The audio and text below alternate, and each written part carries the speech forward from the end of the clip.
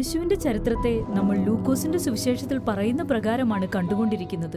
ഇത് ആരംഭിക്കുന്നത് ദരിദ്രവും എളിയതുമായ സാഹചര്യങ്ങളിൽ ജനിച്ച യോഗ്യതകൾ ഒന്നുമില്ലാതിരുന്ന ഒരു രാജാവിന്റെ വരവോടെയാണ്. അതിനുശേഷം യേശുവിനെ ഒരു ഗുരുവായും പ്രവാചകനായും നാം കണ്ടു. അവൻ ഇസ്രായേലിലുടനീളം സഞ്ചരിച്ച് ആളുകളെ ഒരു മൗലികമായ ജീവിത രീതിയിലേക്ക് വിളിച്ചു. അവിടെ ശത്രുക്കൾ ചങ്ങാതിമാരാകുന്നു, ദരിദ്രർ പരിപാലിക്കപ്പെടുന്നു, അവിടെ ജനത്തിന് അവരുടെ തെറ്റുകൾക്ക് ക്ഷമ ലഭിക്കുന്നു. അതെ, അവൻ പട്ടണങ്ങൾ തോറും സഞ്ചരിച്ച് തന്നെ അനുഗമിക്കാനും ദൈവഭരണത്തിന് കീഴിൽ ഇങ്ങനെ വ്യത്യസ്തരായി ജീവിക്കാനും ആളുകളെ ക്ഷണിച്ചുകൊണ്ടിരുന്നു. അവൻ പല അടയാളങ്ങളും അത്ഭുതങ്ങളും ചെയ്തു. അതിനാൽ ഇസ്രായേലിനെ അവൻ റോമാക്കാരിൽ നിന്ന് രക്ഷിക്കുകയും സമാധാനത്തിന്റെയും നീതിയുടെയും ഒരു പുതിയ രാജ്യം സ്ഥാപിക്കുകയും ചെയ്യുമെന്ന് പല ഇസ്രായേലിലും പ്രതീക്ഷിക്കാൻ തുടങ്ങി. ചുരുക്കത്തിൽ അവൻ ദൈവരാജ്യം കൊണ്ടുവരുമെന്ന് പ്രതീക്ഷിച്ചു. അപ്പോൾ അക്കാലത്ത് മതനേതാക്കളും ദൈവരാജ്യത്തിനായി പ്രത്യാശിച്ചിരുന്നു. എന്നാൽ അവർക്ക് യേശുവിന്റെ സന്ദേശം ഒരു ഭീഷണിയായിരുന്നു. അതെ, ഇതെല്ലാം വരുമ്പോൾ തങ്ങൾക്ക് അധികാരവും പദവിയും ഉണ്ടാകുമെന്ന് അവർ പ്രതീക്ഷിച്ചിരുന്നു. പക്ഷേ യേശു പറഞ്ഞു, ദൈവരാജ്യം ദരിദ്രർക്കും അവഗണിക്കപ്പെട്ടവർക്കും ഉള്ളതാണ്.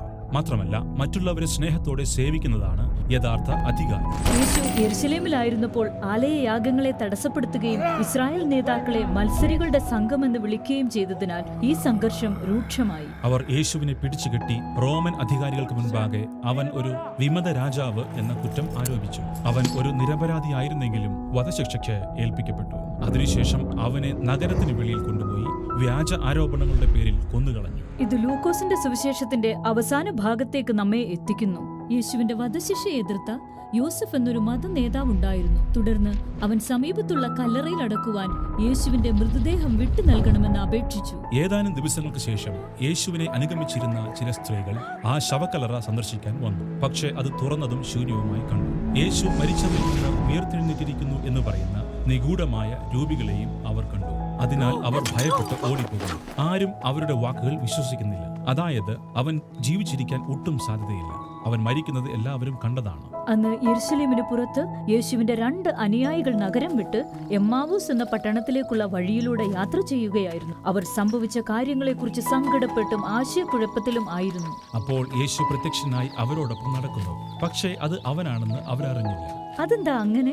എന്തുകൊണ്ടായിരിക്കാം അവർക്ക് അവനെ തിരിച്ചറിയാൻ കഴിയാഞ്ഞത്?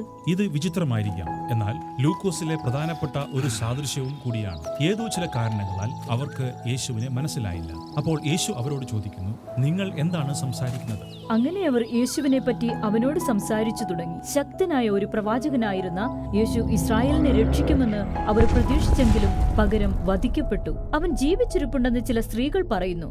അത് ഉറപ്പില്ലാത്തതാണ്. ഇത് മതിയായി, ഞങ്ങൾ വീട്ടിലേക്ക് പോവുകയാണ്.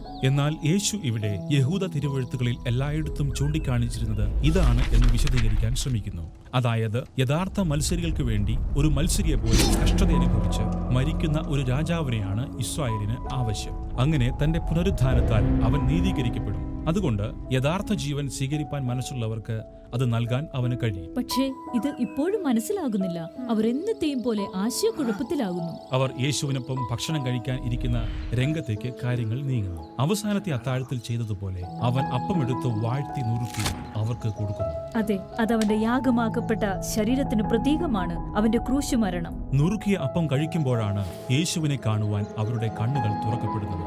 ഉടനെ അവൻ അപ്രത്യക്ഷനാകുകയും ആ ഭാഗം അവസാനിക്കുകയും ചെയ്യുന്നു. അതിനാൽ ഈ സംഭവം യേശുവിനെ യഥാർത്ഥത്തിൽ അറിയുക എന്നത് എത്ര കഠിനമാണ് എന്ന് കാണിക്കുന്നു. അതെ, ഇത് ഉജ്ജ്വലമാണ്. അല്ല, ഈ മനുഷ്യന്റെ നിന്ദ്യമായ മരണശിക്ഷയിലൂടെ എങ്ങനെയാണ് ദൈവത്തിന്റെ രാജകീയ അധികാരവും സ്നേഹവും വെളിപ്പെടുന്നത്? ബലഹീനതയിലൂടെയും ആത്മത്യാഗത്തിലൂടെയും ഒരു എളിയ മനുഷ്യന് എങ്ങനെ ലോകത്തിന്റെ രാജാവാകുവാൻ കഴിയും? ഇത് മനസ്സിലാക്കാൻ വളരെ പ്രയാസമാണ്. എന്നാൽ ഇതാണ് ലൂക്കോസിന്റെ സുവിശേഷത്തിന്റെ സന്ദേശം. അത് മനസ്സിലാക്കുവാനും യേശുവിന്റെ വിചിത്ര രാജ്യത്തെ സ്വീകരിക്കാനും നിങ്ങളുടെ കാഴ്ചപ്പാടുകൾക്ക് ഒരു പരിവർത്തനം ആവശ്യമാണ്. യേശുവും അവന്റെ എല്ലാ ശിഷ്യന്മാരും മറ്റൊരു ഭക്ഷണത്തിലിരിക്കുന്നിടത്ത് ലൂക്കോസിന്റെ സുവിശേഷം അവസാനിക്കുന്നു. അവന്റെ ഉയർത്തെഴുന്നേറ്റ ശരീരത്തെ കണ്ട് എല്ലാവരും പരിഭ്രമിക്കുന്നു. എങ്കിലും അവനൊരു മനുഷ്യൻ തന്നെയാണ്. പക്ഷേ അതിനേക്കാളൊക്കെ അപ്പുറത്ത്. അതെ, അവൻ മരണത്തിലൂടെ കടന്നുപോയി. എന്നാൽ നടക്കുകയും സംസാരിക്കുകയും ചെയ്യുന്ന പുതിയ സൃഷ്ടിയായി മറുവശത്തൂടെ പുറത്തു വന്നിരിക്കുന്നു. എന്നിട്ട് യേശു അവരോട് പറയുന്നു, തന്നെ നിലനിർത്തിയിരിക്കുന്ന അതേ ദിവ്യശക്തി തന്നെയാണ് താൻ അവർക്ക് നൽകാൻ പോകുന്നത്. അതിനാൽ അവർ പുറത്തുപോയി ദൈവരാജ്യത്തെക്കുറിച്ചുള്ള സുവിശേഷം മറ്റുള്ളവരുമായി പങ്കിടുവാൻ ഇടയാകും. ഇതിനുശേഷം യേശു സ്വർഗത്തിലേക്ക് എടുക്കപ്പെട്ടതായി ലൂക്കോസ് പറയുന്നു. അതൊക്കെ നന്നായിട്ടുണ്ട്. എന്നാൽ എന്തുകൊണ്ടാണ് ആകാശത്തേക്ക് അപ്രത്യക്ഷമായത്? കാരണം പഴയ നിയമത്തിൽ ആകാശം ദൈവത്തിന്റെ സിംഹാസനത്തിന്റെ സ്ഥാനമാണ്. അത് എല്ലാറ്റിനും മുകളിലാണ്. ലോകത്തിന്റെ മുഴുവൻ ദൈവിക രാജാവായി യേശു വാഴിക്കപ്പെട്ടു എന്ന് കാണിക്കുന്നതിനുള്ള ലൂക്കോസിന്റെ ഒരു ശൈലിയാണിത്. അവന്റെ അനുയായികൾ ദൈവത്തെയും യേശുവിനെയും ആരാധിച്ചും കൊണ്ട് ഈ പുതിയ ശക്തിക്കായി യെരുശലേമിൽ താമസിച്ച് കാത്തിരുന്നു. ഇവിടെയാണ് ഈ സുവിശേഷം അവസാനിക്കുന്നത്. ഇനി ലൂക്കോസ് അവർ എങ്ങനെയാണ് ഈ ശക്തി പ്രാപിച്ച് ഈ വാർത്തയെ ലോകമെങ്ങും എത്തിക്കുന്നത് എന്നതിനെപ്പറ്റി എഴുതുവാൻ പോകുകയാണ്. അതാണ് അദ്ദേഹത്തിന്റെ രണ്ടാമത്തെ പുസ്തക വിഭാഗമായ അപ്പോസ്തല പ്രവൃത്തികളുടെ പുസ്തകം.